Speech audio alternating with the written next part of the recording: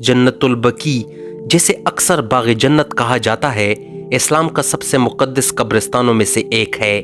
یہ مدینہ میں مسجد نبوی کے ساتھ واقع ہے اور یہاں بے شمار صحابہ کرام، نبی کریم صلی اللہ علیہ وسلم کے اہل خانہ اور دیگر معزز شخصیات مدفون ہیں۔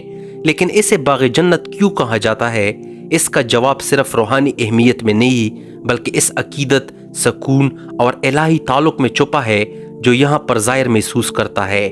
یہاں کی ہر قبر ایمان، قربانی اور عقیدت کی ایک کہانی سناتی ہے جو پورے قبرستان کو زمین پر جنت کی عکاسی بناتی ہے۔ جنت البقیع کی زیارت صرف تاریخ کی سیر نہیں، بلکہ ایک گہرا روحانی تجربہ ہے جہاں نبی کریم صلی اللہ علیہ وسلم اور ان کے صحابہ کی میراث لاکھوں لوگوں کو آج بھی متاثر کرتی ہے۔